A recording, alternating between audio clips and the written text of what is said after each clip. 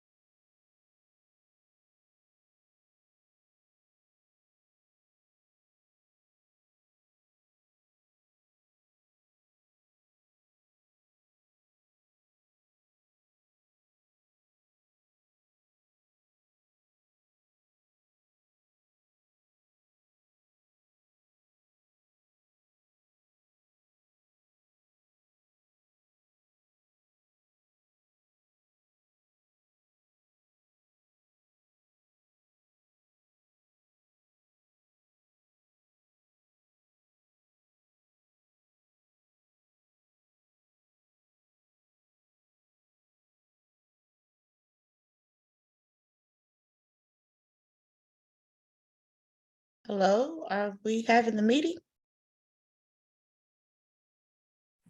Yes, we're waiting for Sharita to join us. I'm sorry. Oh, okay. Thank you. Mhm.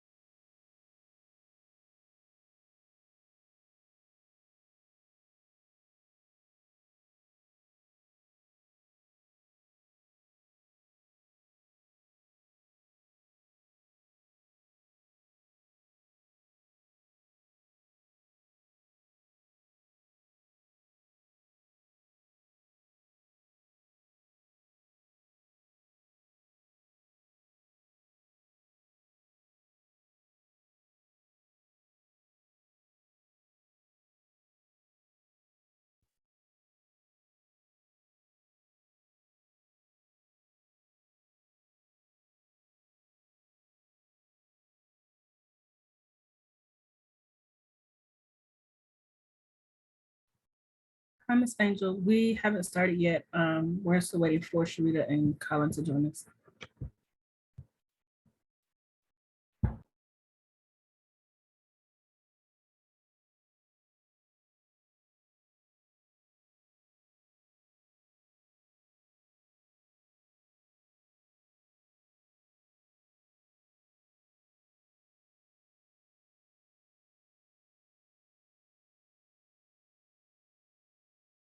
Hi, Ruby. Hello, good morning. Good morning, everybody. I'm sorry I'm late. I was on the phone with Social Security Administration. It's very difficult to get them on the phone. So when you get them on the phone, you have to finish. So I do apologize for my tardiness. Are we at quorum? Yes. Yes.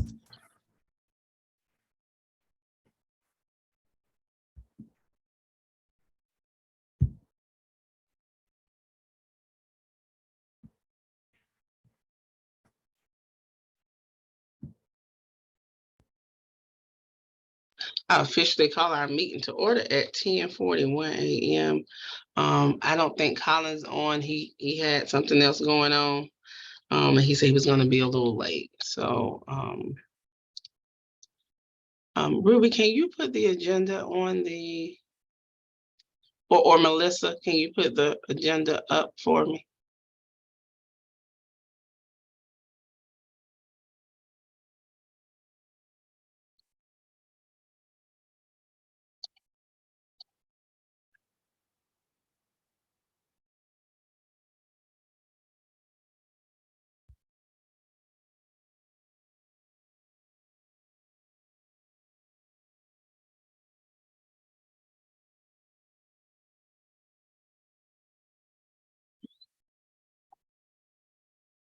Thank you. Colin normally gives us our unsheltered report. Welcome, everybody, today. Do we have any first timers on?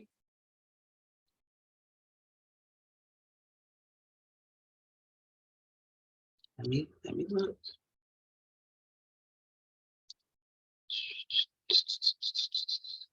All right, see, there's none. Colin normally give us our unsheltered report. Ruby or Melissa, did he give you that information? Or do we need to defer that? We can hold off until he joins. All right, we will do that. So the next item on our list is the review of the point in time count plan for us to approve. It's gonna be presented to us by staff, Lloyd Smiler. And we did get an email from Lloyd last week with the document. I hope you guys had an opportunity to review that. Lloyd, you have the floor. Morning, everyone. Thank you, Sharita. I have prepared a brief PowerPoint presentation, which I'm hopefully going to share to review the essentials of the document that has a narrative description of the plan. Would someone confirm you can see my screen?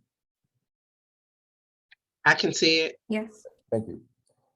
All right, then let me see if I can get to the slideshow.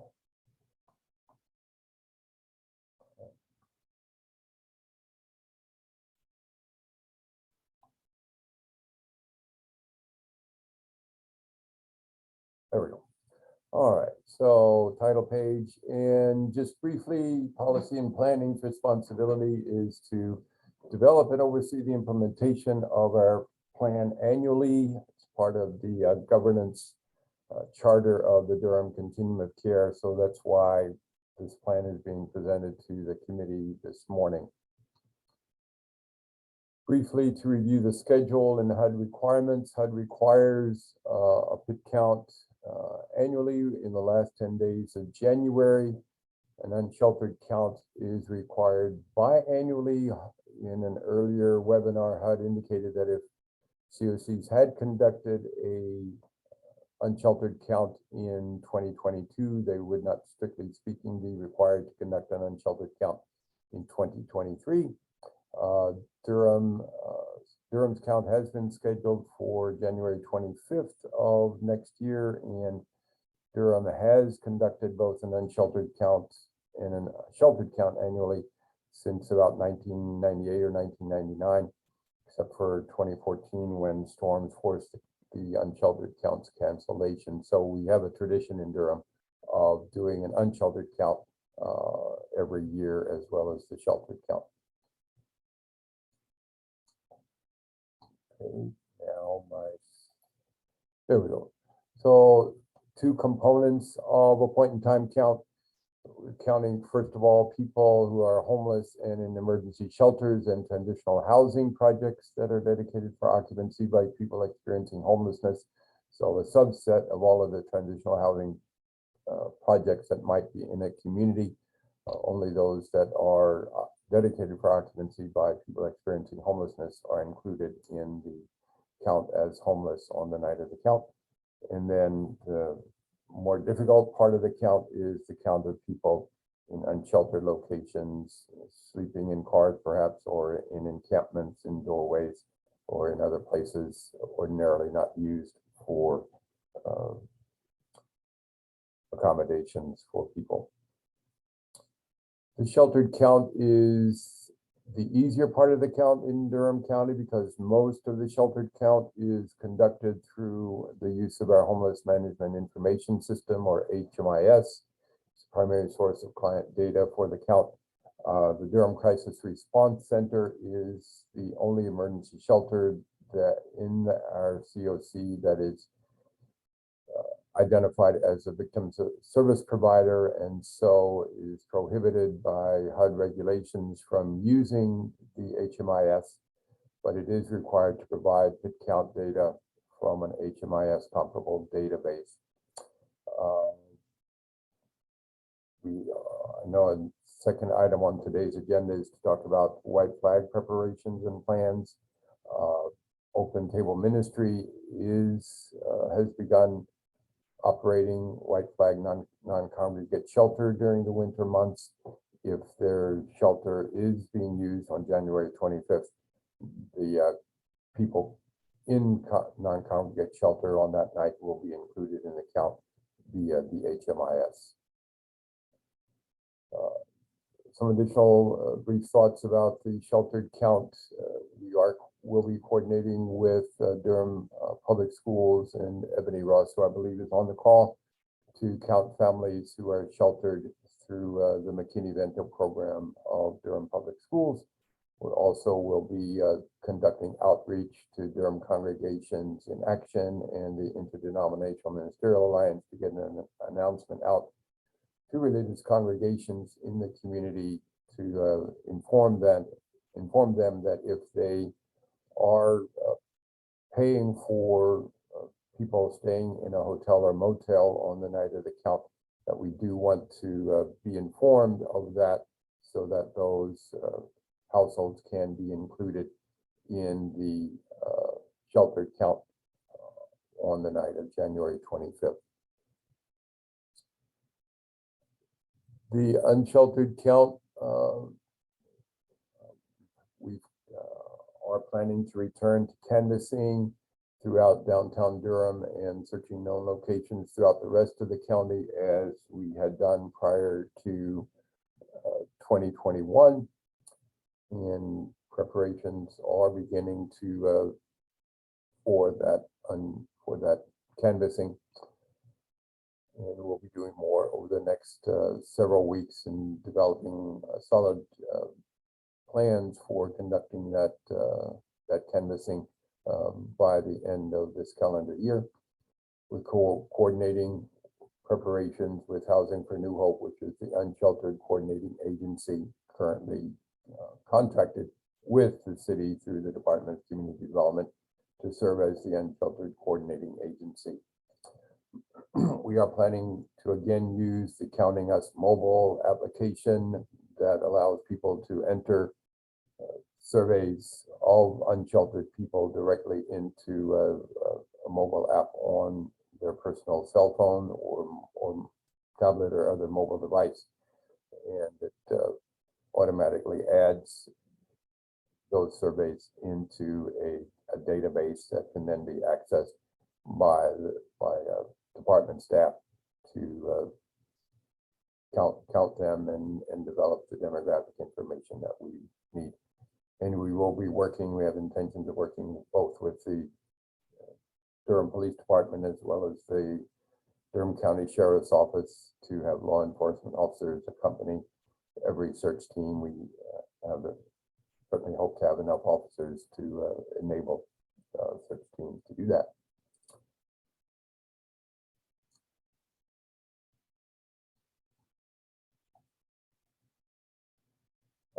Also, we are planning to work and engage with the new City of Durham's Community Safe Department, the Holistic Empathetic. I can't quite recall what the HEART stands for. I know it's an outreach team providing services in select areas of Durham to people who might be experiencing a mental health crisis or another crisis of some kind. They are dispatched to those locations by the emergency, by the 911 office, and will work to engage and coordinate with teams. A number of those teams are already in contact with people who are experiencing unsheltered homelessness, and we hope to have many of the HEART staff participating with the unsheltered count and that will be done on the night of January 25th. We'll also be working to verify unsheltered status of people who are listed in the HMIS or on our smart sheet as being on the by name list of people who are currently unsheltered in Durham. That's important because a lot of people on the by name list might be listed as unsheltered, but they may, on the night of the count in particular, may be staying with family or friends or other people and not be really eligible for inclusion in the HUD point in time count. We're also working to have services-based counts at several locations to verify whether any people accessing services in the days following the count were in fact unsheltered on the night of the count, just to kind of double check that we haven't missed anybody. And we'll be coordinating with NC Central University, Duke University, and Durham Technical Community College to do our best to make sure that any unsheltered transition age youth at those institutions are also counted as unsheltered if in fact they were unsheltered on the night of the count. Finally, it's not directly reflected in the narrative document that was presented to the committee, but we also do other counting and reporting to HUD, and that information is included here. That in addition to reporting to HUD on the number of unsheltered and sheltered people, or excuse me, the number of sheltered and unsheltered people in our community on the night of our count, we're also reporting the bed and unit inventory of emergency shelters, transitional housing, rapid rehousing projects, permanent supportive housing projects, and other permanent housing that is dedicated for occupancy by homeless or formerly homeless people in our community.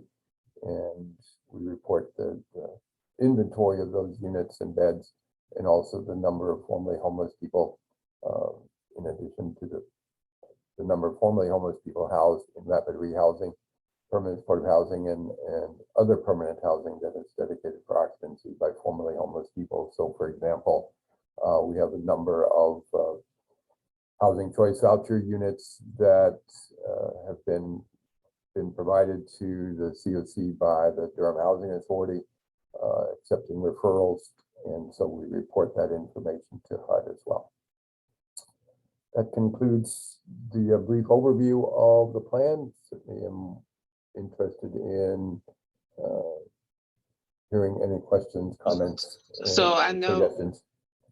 so I know that Ebony asked if she could, if we could discuss the process, I guess, for Durham Public Schools, Lloyd. Yes, Lord, I am going out on maternity leave in about 5 weeks. Congratulations. Thank you. And the young lady that's covering for me in the office has only been here a year. So if you and I can meet and talk about what you want that process to look like, so that she'll make sure that she's able to do that on that particular day. Because I remember last year we did a lot of following up with social workers because you didn't understand something that was put in the app. And so I want to make sure she knows how to do that, because I am really going to take my time and be away. Absolutely. Good for you. Yeah, I've been in this role for 6 years with Melody, starting out 3 and 3 on my own, and I've never been away. So I want to make sure that she knows what she is doing. So if you and I could get something on the books sooner than later. Sure. Do you want to send me a meeting invite between now and Thanksgiving? Yep. I'll do it right now. And hopefully you're the person who will be holding down the fort while you're gone can also be on the call. Yep. And so what I will ask, if you could, Lloyd, if you could maybe go ahead and create a process that you will want her to have, because she won't be able to create this process because it's going to be very new for her. Okay, very good. I'll do that. Okay. Thank you. Did anybody else have any questions?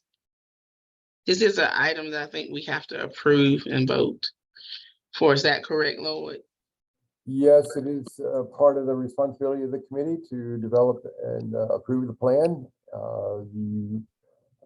If the committee is not prepared to approve it today, certainly we would need it approved at the December meeting so that we can begin formally implementing it. Although we've already started some aspects of it. And clearly, Ebony and I will move forward with making plans for that part of the shelter plan.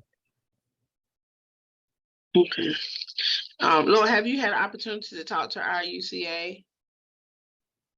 Yes, we. Did you talk to them this morning? I did not speak to them this morning. I got the message from Valeria Brown that she has resigned her position at Housing for New Hope. Yeah, I did receive that information. Okay. We will need to proceed forward with other members of the Housing for New Hope team. But the plan that was presented to you was developed through a consultation with Housing for New Hope. Okay. Does members of the committee feel comfortable with moving forward with approving this process, contingent any changes they need to make on the Durham Public School side? I would like to move or make a motion that we approve the process. I was glad to see some of the additional things that were added for this year's.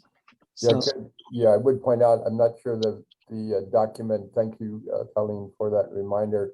I think the document itself may not have listed, is Duke University listed as also a contact for double checking the presence of unsheltered transition age youth. Not sure I got that amendment into the document that I sent. Lord, do we have a point of contact on the Duke side? We have a couple of the contact on the HSAC, as well as the person who last year was a volunteer operating the food pantry operated by the Graduate and Professional Students Government Organization. She did provide some information to me in January of this year. but we might be able to do the same thing that we're doing and do it consistently across the universities, because I know University Police was contacted for NCCU. So if we could do that across the board, as well as all of the institutions of higher ed have something like an ombudsman. So that person is the one who assists students who have housing security kinds of issues. So we may may be able to reach that person as well. In addition to our pantry leads and the other, each of us is a contact on the HSAC. Sure.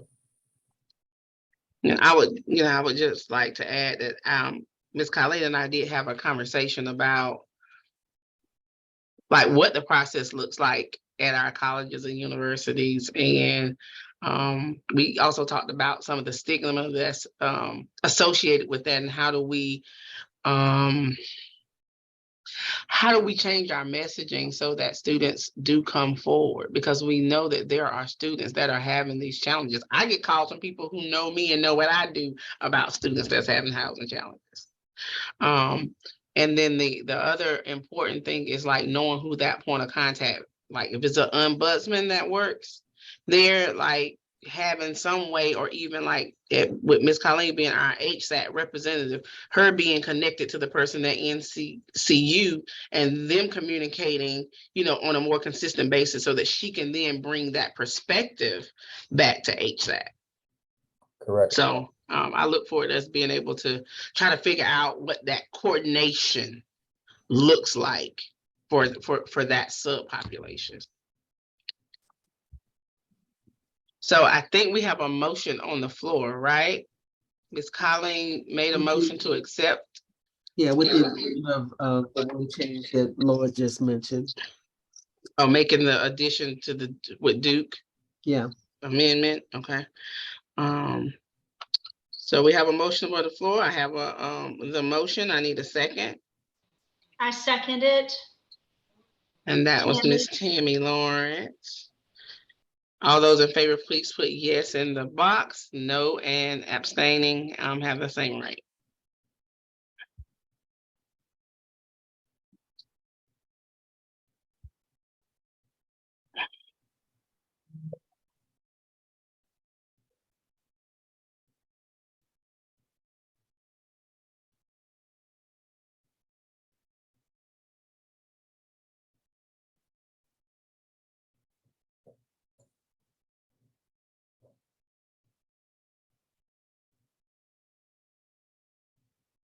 So Ebony said she got disconnected. She's trying to get back in. 1, 2, 3, 4. And it's how many of 1, 2, 3, 4, 5, 6, 7 of us.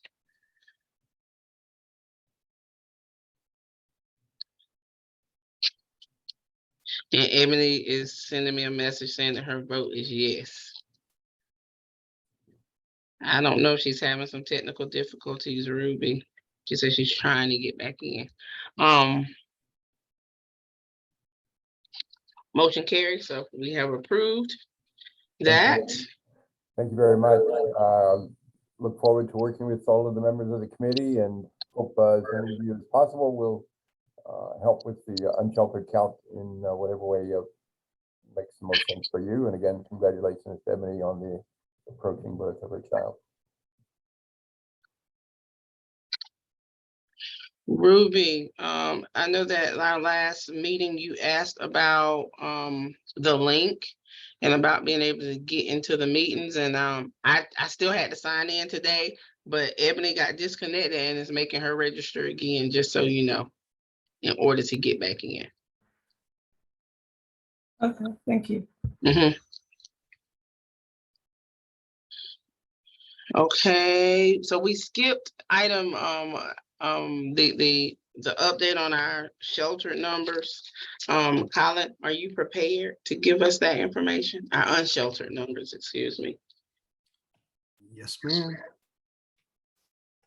We currently have, by self-report, 38 families and 88 singles are currently unsheltered by self-report, waiting for shelter beds, which is up from last month. Oh my goodness, that just blew my mind right there. Yeah, I think it was Say that 20, again. Dr. 38. They're blowing outside, so. sorry, 38 families. I want to say it. 38 families and 88 singles are unsheltered, which is 38 up families and 88 singles. by self-report are Different. unsheltered, waiting for shelter beds. Got it. Okay, thank you. Colin, Do we? Colin, I have a question about that. Mhm. What is the percentage that it's up from the last time we met? Do you know? Off the top of my head, I think it was 25 and 72. So Okay. what is that, 25% ish? Yeah. But yeah, historically, we've lived around that 28 number. So this is 10 families, like historically more than not, it's been around that 28 families at the highest. Yeah.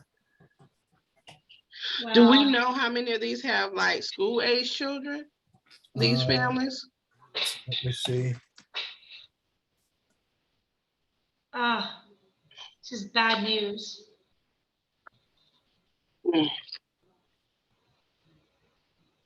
Maybe 8. If I'm reading this correctly, priority 1.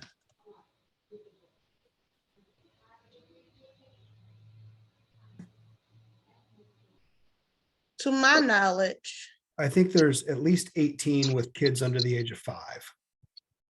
And do you have that same similar number? Do you keep a number in mind, Ebony? Like, wait. if he said under the 5, we wouldn't get that. We wouldn't. Okay, the receive under those 5, no, but No, do you have a number of the school age, like families that you currently know? Or That are unsheltered. Wait, do I have a list of families? Yes, by any chance, do you like know Oh, yeah, like how absolutely. many families you have? Yeah, give me a second. Let me pull up the database. Yeah, by law, I have to have that. Give me a second. But will you be able to pull out the ones that are unsheltered versus Yep. the others that, okay. Yep, Yes. give me 1 second. So make sure we compare apples to apples. Yep. I can't share my screen. Oh, that's fine. We You're just need a fine. number.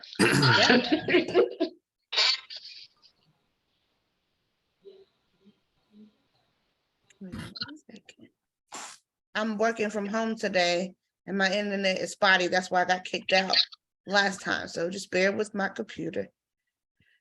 No rush.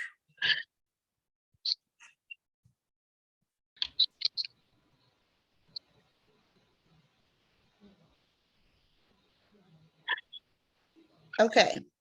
According to our list, now we date back. So dating back from September 28th, we have 1, 2, 3, 4, 5, 6, 7, 8, 9, 10. We only have 10 families who are identified as unsheltered. Okay. You have 10. I have 10.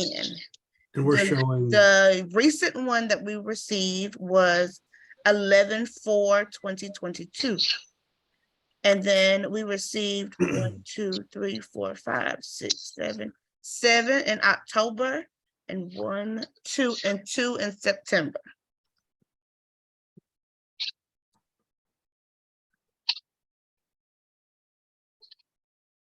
Two in September, 7 in October. So all the rest of that. So you only got 1 in November to get 1 you in the 10? November. Okay. Yeah. Yeah. So where that, like, if all your families were taken out of this number and then we take out the 18 families, that still leaves us 18 families, and your 10 is 2. It still leaves us 10 families that are just families out there that we don't know potentially a connection to Yeah. anything. That's Yeah. Miss Colleen. Oh wait, can I talk? I don't know if I was. go ahead. Go Oh, ahead. okay. Miss Colleen and I was trying to be very proactive. Early part of the year, we're trying to get churches involved with having funds available for. I'm sorry, y'all. They're blowing outside. I don't know if y'all can hear that, but it's really loud. We were trying to be very proactive about having funds available for families, during the winter months, cold months. Unfortunately, it didn't go the way that we had planned. We're still waiting to hear back. I did do some outreach with Striving Faith Ministry in Briar Creek. So they're going to work with us. We don't have the funding yet. But this is the most, we only have 10. And out of that 10, I think we have placed maybe 8 of those families, 6 of those families, 6 or 8 families in hotels since the weather changed. But of course, it's very limited because we only get one church Right. gave us $500, which is great. But when you start putting families in hotels and they're like $205, and sometimes we can get a discount depending on the day of the week, because we found out that Monday through Wednesday is a cheaper rate. Thursday, Friday, and through the weekend, they have a weekend rate. So $500 can go within a matter of 3 families. So on average, you're doing about 2 days or 2 or 3 days or something 2 or like 3 that. days, yep, depending on where they fall and depending on which hotel. For whatever reason, Red Roof Inn, I don't really care for them a lot. I'm not sure if this is recorded, probably shouldn't say that on there, but they will not give us a rate. They're charging us almost $100 a night. I like working with Hometown Studios, but as we know, that's not a good location. And then DoubleTree has been very gracious to us. They give us a flat rate with a suite. However, it's football season and their rooms go to football. So it's been very difficult. I really wish we had one particular hotel that works with us. We used to have a partnership with Extended Stay, but now they have new owners and they're not willing to give us a rate anymore. But again, if we can get the families in before Wednesday, they normally charge us about $65, which is good. But anything after Wednesday, it could be $85, $92. I try my best not to put a lot of families at Hometown Studios. They are the cheapest. They are $45 a night, but it is not a good area for families that have small children. There's so much happening at that hotel. So I try not to. my understanding is that hotel has new ownership management and have done a lot to They try do. and clean things up. It may not be Yeah. perfect, but it sounds like it's moving in the right direction. It is moving in the right direction. It's just moving very slow, Colin. Mhm. And so I try not to put parents who have high school students there. It's just not a good look.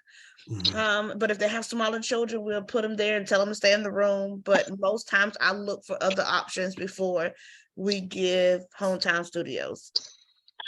Mm. My husband is a police officer, so I talked with him before I send a family to hometown student just to make sure there's not a stakeout happening. And I probably shouldn't say that on a recorded mess that she's gonna say about that. I'm just gonna stop talking. All right.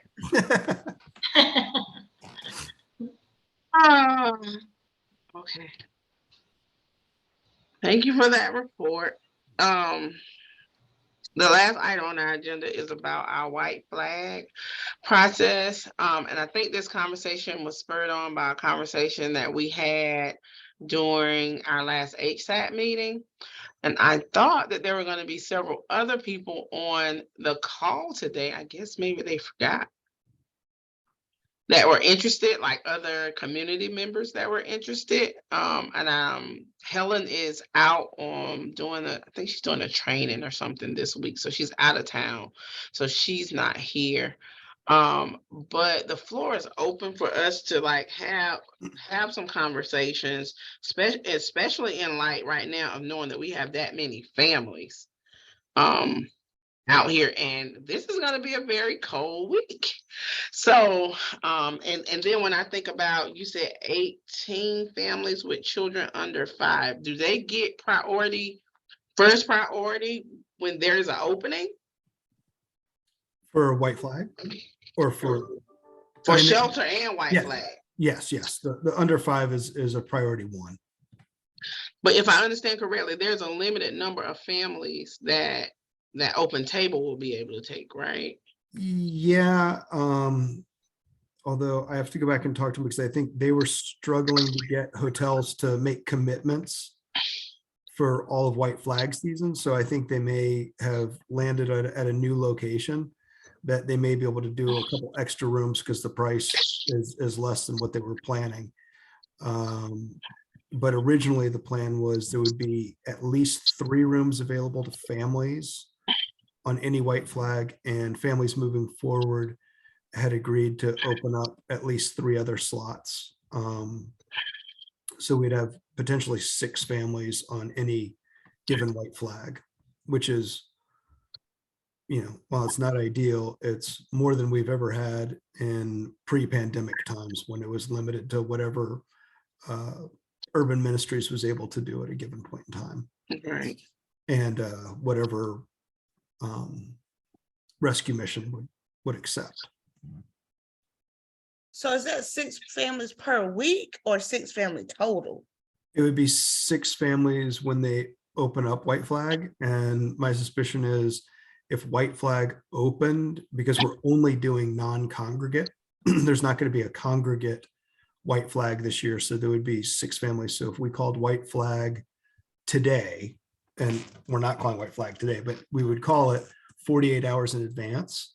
And if it was going to be below freezing for 3 or 4 nights in a row, we would just call it for that full 3 or 4 nights. So whatever 6 people went in, that's who would be in there for that time period. Okay. If But somebody then the number left, could possibly change. Family could possibly be added the next day. I think I'm confused. if all of the rooms didn't get filled on the first night and there were some rooms empty, we're looking at being able to do kind of a second round of filling if people didn't show up on the first night. Got it. Okay, thank you. So are we gonna have, so we haven't had a white flag night yet. Is that correct, Colin? Are we gonna have white flag nights on Thursday, Friday, Saturday, Sunday, and Monday? Because the lows are between 31 and 25. We will be making, hold on a second, let me get my calendar to this.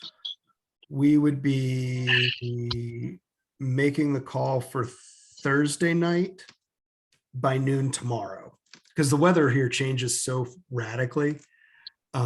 It's really hard to make a call that far out.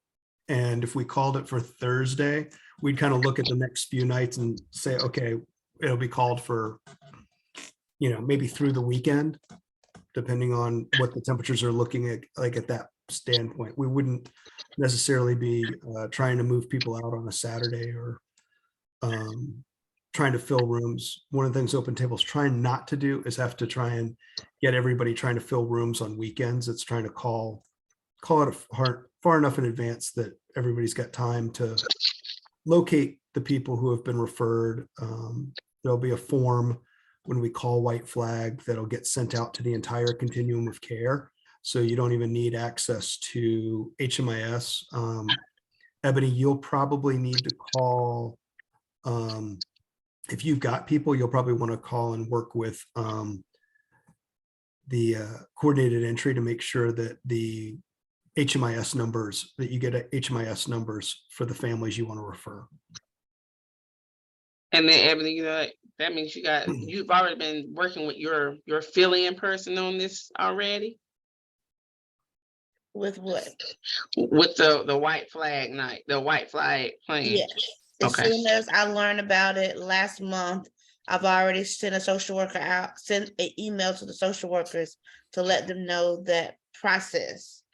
I did not put in the email that it was only 6 families. I didn't put that in there, but they know the process. Because I think the last time we spoke, Colin said, I asked Colin that if there was a referral process, and he said that we should be working with Entry Point, right? And so that's the information that I shared with the social worker, so they know what to do. Yep. Yeah, and once you know, what I would do is kind of write down you could probably call and get the HMIS numbers for anybody who's unsheltered, and that way you'll just have them. So if people remain unsheltered, you don't necessarily have to call Entry Point every time. You'll just be able to say, oh, this family's still unsheltered, and you can just put in the HMIS number, and here's the contact phone number for these folks. And all of the forms will get emailed to Open Table Ministry, and then they'll coordinate and go through the prioritization process of, okay, here are the ones with kids under the age of 5. Here are the ones, you know, that are, you know, somebody with, you know, medical vulnerabilities. And I think the medical vulnerabilities will follow the same criteria of the, or plan to follow the same criteria as the non-congregate shelter, so that people don't, you know, if a shelter space becomes available and they don't they might qualify under one definition one place and not qualify in another, but we don't end up with 2 different definitions of medically vulnerable. So I got a question. So Yes, ma'am.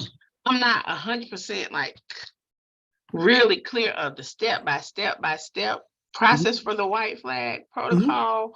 When we get that message that, you know, that 48-hour in advance message, will the steps for the process be reiterated to us to make sure that we know what we're doing? So that's my first question. And then of the 3888 number you just gave me, will these people be notified? So the goal is when the email gets sent out, there will be a form attached to the email for anybody in the continuum of care to make a referral, and they'll email that form back to Open Table Ministries. The reason we have the 48-hour notification, the 48-hour time period, which allows time to go through, prioritize, and then coordinate with people to make sure that the people who are highest priority there's, you know, enough time to find them, make contact, and give them the directions of when and where to report to. Does that answer your question? Oh, yeah, I guess so. What about, so it will only go out to COC membered agencies, or will it go out to the community at large? It goes out to whoever's on our COC mailing list. I don't have a community at large email list. Well, I mean, like with like a discharge plan at the hospital get it? If they're a member of the continuum of care. Okay.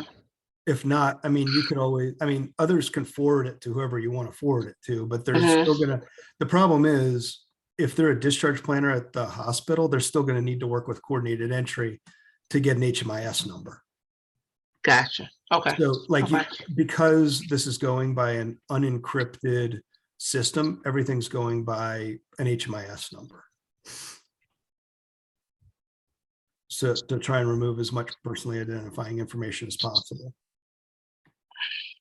Because So that would be a challenge that I would have. HMAS number. Okay. Right, but if you have people like, so Sharita, if you have people that you're aware of, you could, if you want to call me, I can give you the HMIS numbers for anybody that you specifically have in mind. And you can just kind of keep them on a notepad near you. Or you could call Entry Point when you get this and say, hey, I've got these 5 guys. Can you check and make sure that they're getting referred? And you could coordinate with Coordinated Entry to make sure that they get referred. Okay. Because we were trying to do it using a Google Docs form, but then there was a concern that not everybody has access and could use the Google Docs because of various security features in different organizations. And then we talked about trying to do it with a smart sheet, but then that requires a login. So we were trying to make it as easy as possible, but no matter how you do it, there's going to be some barriers. Okay. But yeah, if you want to set up a time, Sharita, you and I can sit and we can come up with, I can give you if you've got names and birth dates, I can find HMIS numbers for you. Okay. Miss Tammy, did you have anything you wanted to add about families? No, just the fact that, we're willing to do what we can. We can take 3, maybe up to 5. I'm, like the rest of you, really concerned that the numbers right now as we're heading into the winter months.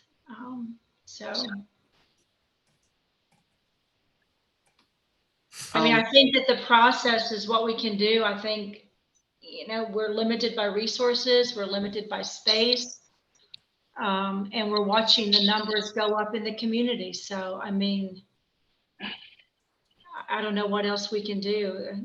We're putting our heads together, trying to think about what's best. And this is what we have right now that, unless someone magically drops us a lot of money that we can use for White Flag and get hotels to agree to give us reasonable rates, this is what we've got. The other option, it all comes down to, we'd also have to figure out staffing for it. But if you wanted just to do, part of the challenge is during cold weather, ensuring you've got adequate staffing and trying to staff something that's not going to be up and running every night of the week makes it really hard to hire people and say, hey, with 48 hours notice, we're expecting you to show up and be willing to work. Because somebody will be like, oh, I got Hurricanes tickets. I'm going to go watch hockey. I'm not coming to work because the whatever $80 I'm going to make isn't worth it to me. The jurisdictions where I've worked in the past that have had literally it's no turn away shelter during the cold weather months, starting, December 1st and running through April 1st. It's planned out. There's money that is set aside and the shelters have capacity within the shelters to add more mats, and, you clear out your dining area and the whole dining area becomes a sleeping quarter. And when all the mat space fills up and people are packed in like sardines, if people still show up, it's like, all right, you can stand, you can sit on the floor, you can sit in a chair, you can sit in the breezeway. But it's a challenge, but you got to be staffed for that. And right now, I'm not sure that any of the shelters have enough capacity to be able to do a no turn away at that level, just by design. So if you were going to do that, you would need something like the Armory to be open every single night from, 6, 7 p.m. Or the Boys and Club and Girls Club building at the campuses. The Boys and Girls have a whole gym. Yeah, we looked at the Boys and Girls Club at one point for something. It might work for short-term stuff. There's no showers in either one of those facilities, but you got bathrooms. So, it's just thinking it, if this is something that we want to do, it's really thinking through where and how and what else is that space going to be used for that might preempt a White Flag night. you know, or mean that, oh, everybody's got to be out of here by 6 a.m.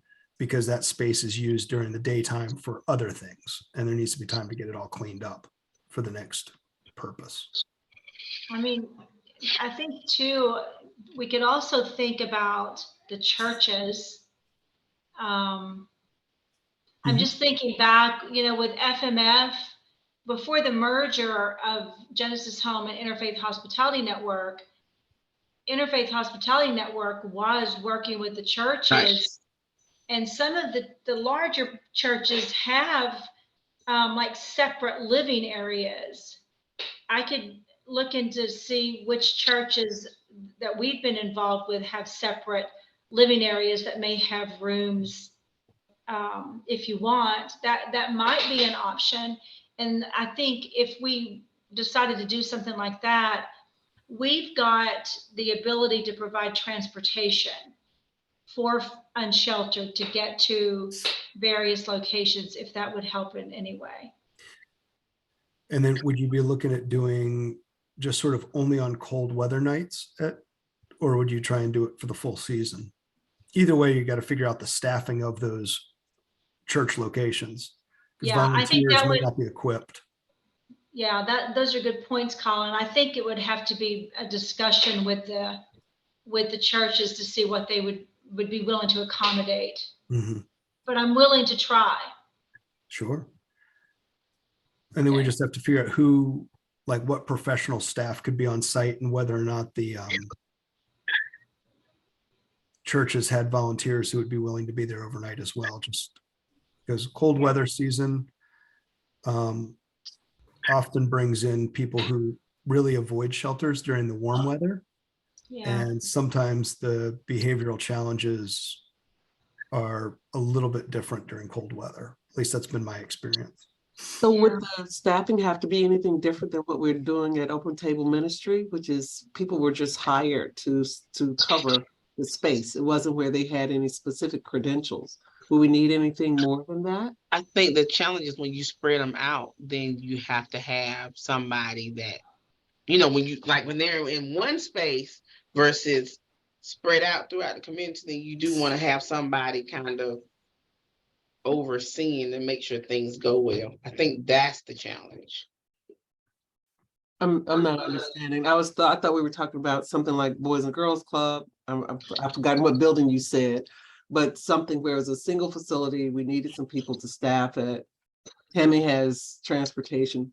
You know, I'm thinking of what we can do, not what are the barriers, but how do we do something and make it happen? Yeah, you wouldn't necessarily, you would probably want at least one or two people who are on site overnight to have, you know, some training in mental health, substance abuse, social, you know, some experience working with the population. I wouldn't necessarily put a bunch of, you know, I wouldn't put a bunch of untrained or really new to the field people running it overnight without having access or somebody there to be able to bounce things off of or step in when if and when things go a little bit funky.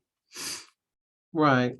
But yeah, I think you're right, Colleen. And if we're going to look at bringing people on, you'd want to bring them on, in my opinion, for a full season, not try and have it piecemealed together. Oh, it's a night here and 2 nights there, and then you're not working for 6 nights, or now we've got a month of warm nights, so there's no work.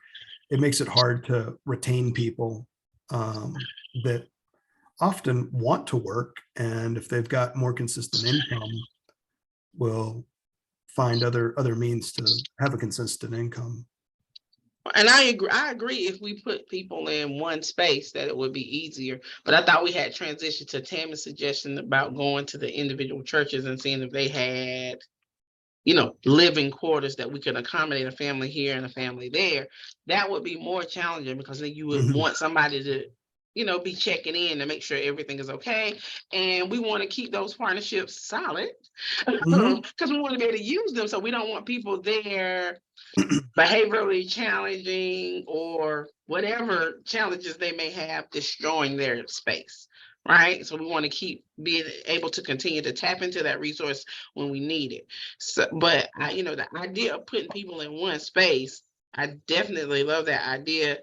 And I think that when we were having this same conversation during the HSAC meeting, we kind of said we were going to push it off until next year. But this thing is like near and dear to my heart because I worry when I see numbers like that for singles and for families, and we seem to not be able to shake that number. We kind of lay on the high side with the singles as it is. So when you see the family number creep up to something like this, and we know we're just beginning the cold season, it's just, and what's happening in our community. People are continually being displaced.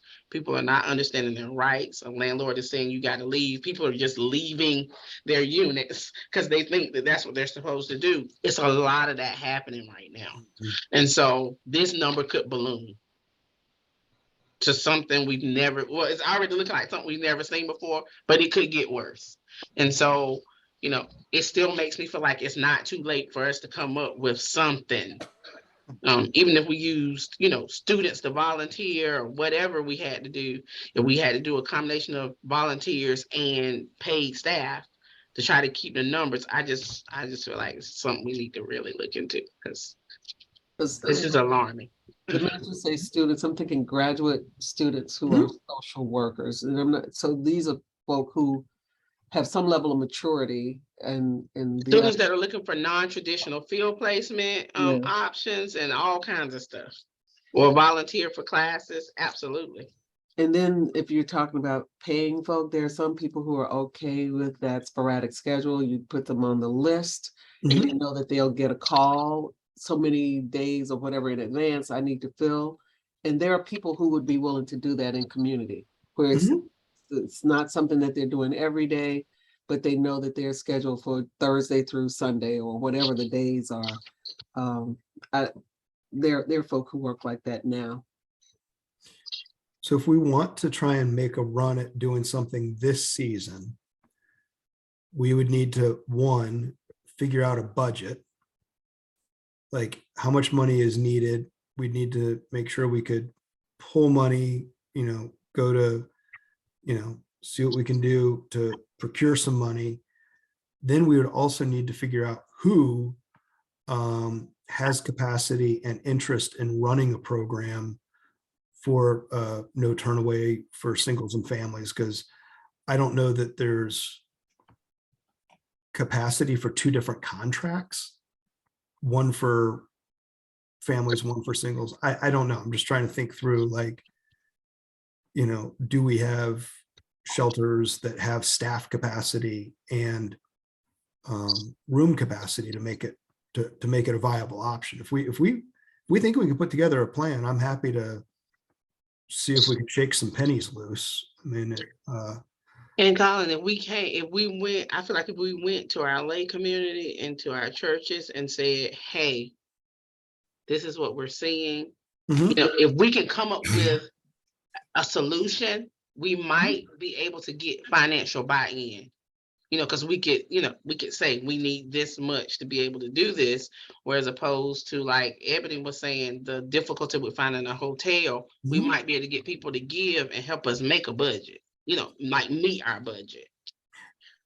And I guess the question is, if we're going to do a hotel, that's substantially more expensive than doing a condo placement. So I would say if we're going to try and do like here's a safe place, find like one location that it's sort of like, what we kind of get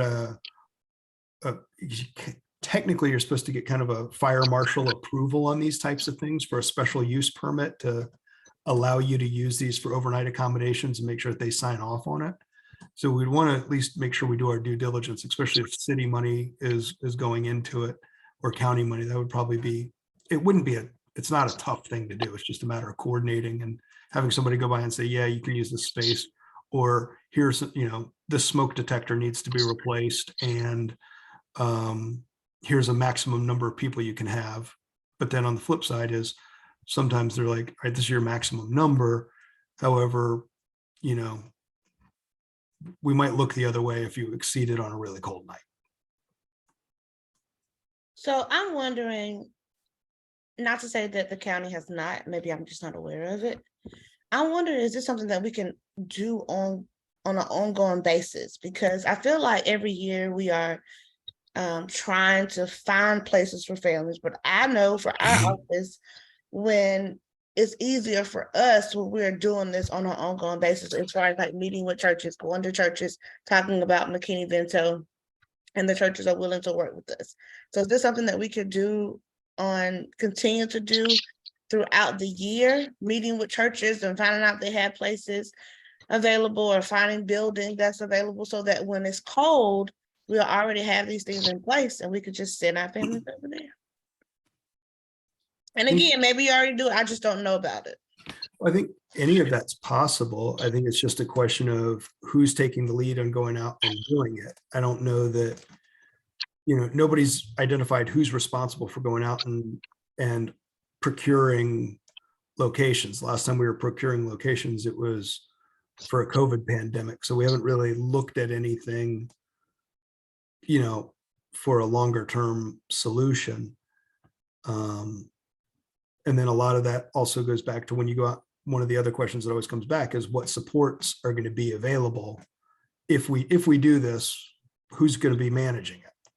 So it's kind of those chicken and the egg type things of we'll do it, but we need to know who's doing it and what's the cost. And, you know. Well, I would love to share my resources with the county. I think it would look good with the county and Durham Public Schools working together. So they can see that it's not just Durham Public School students who are experiencing homelessness. This is a county thing. And then maybe we can get more pastors involved at the table. And Ms. Carlene, what you and I were trying to do, maybe it'll look differently if the information came from the county. I don't know. What are your thoughts? I think you might be right. If the push came at that level, that might be a well, not a push, but the ask. That would put a little more back or meat on that one. I think so.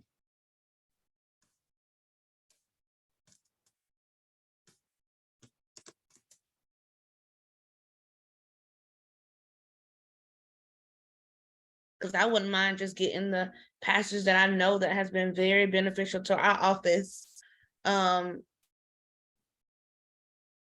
together, and you mentioning to them, Colin, because a lot of times, you know, they want to bring me coats and socks and things like that. And I'm like, I don't need that. I have enough of that. Let me tell you what I need. And when I tell them what I need, they're very supportive. That is so true. That happens at Lincoln a lot too. They come up with their plan, like, okay, Sharita, this is what we're gonna bring to the shelter. And I'm like, they don't need that. It's very common. So I think that the decision to come up with the kind of winter white flag working group, I think this is something that could live with the working group. I don't know if the people who initially stated they were interested would be willing to do something on a long-term, more consistent basis. But I feel like it could live there. And then, you know, it would be great to have, you know, a Durham Public Schools representative, a representative from our campuses as well, you know, and as well as homeless service providers at the table to come up with a plan. I don't think that's a bad idea. I was expecting some of those people to be on the call so we could kind of move forward on that, because, you know, we would need to come up with a chair and things like that. So I think this is a conversation that we need to come back to and come up with a plan on to figure out, you know, what to do. But I definitely think that it's a good idea for us to attempt to get something done for this white flag season. Is that the consensus of the group? Yeah, I agree with that. And maybe also getting the news. I don't know how the county works with news. I know I have to get it approved through the through our PA department, but on the county side, maybe y'all have access to someone we can make it a big deal in Durham that we're looking for places to house our families. Let it get the information out there. You never know. There may be a millionaire in Durham, like, oh, I have a house or a building available. You can just have it. Just Google might decide it's worthy, right? Yeah, So, you I mean, just we don't never know. We don't know. put it out there. How do we know? Right. But I know for me, I can't just go to the news. I've tried and I've gotten in trouble. So I don't really go that way. I want to keep my job. But I realized that when I talk to pastors directly and I tell them exactly what we need and give them the numbers and stats. And I also show, and one of the things that I share with the churches is that when they give us funding, I ask them to put it on card. I don't know if you want to do that, Collins, or not, but I asked them to put it on Visa cards from the actual banks, and they register their cards so they can see how we're using the money. So they can report back to their churches and to their congregation to say, hey, I noticed that Ebony spent $200 at the Red Roof Inn. They don't know the family's name, but they can see it when they log into each card. So They can watch their balance go Yep. down and know that it's being used for a Yep. worthy cause. Yep. Absolutely. yeah. So I can help you on that part, Collins. We have a little small outreach that we do with Durham Public Schools. That's the only way that we're able to provide families with anything is with the community. But as far as the news, you're gonna have to do that on your own.